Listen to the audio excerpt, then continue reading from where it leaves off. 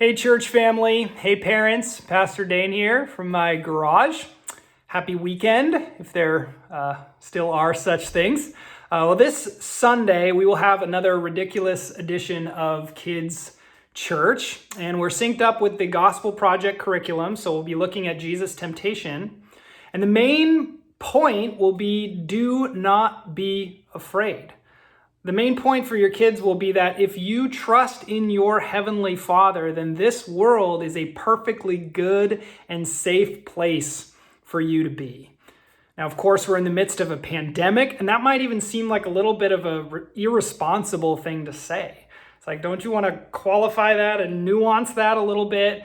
And I actually want to say no, now is not the time for nuance. And I'm not being flippant with that. I'm actually quoting Dallas Willard, who's sort of a patron saint in our church. And so I want to read the whole quote from him for you parents. It says this: Jesus' basic idea about this world, with all its evil, pushed to the limit in what Jesus went through, going toward and nailed upon the cross, is that this world is a perfectly good and safe place for anyone to be, no matter the circumstances, if they have placed their lives in the hands of Jesus and his Heavenly Father.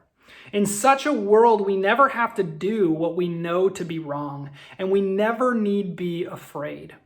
Jesus practiced what he preached, even as he was tortured and killed, and multitudes of his followers have chosen to do the same.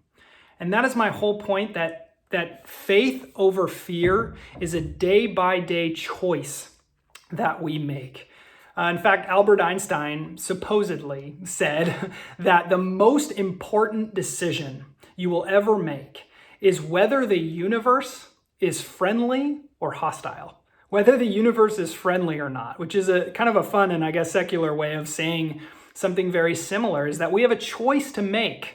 A choice to make to live in Psalm 91 faith, right? Where the deadly pestilence that stalks by night we will not fear. That is a choice.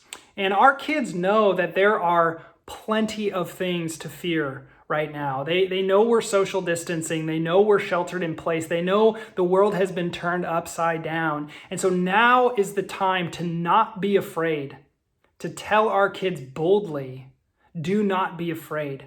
The world is a perfectly safe place for you because you are a child of God. And the very worst thing that can happen is what? We see Jesus face to face and spend eternity with him.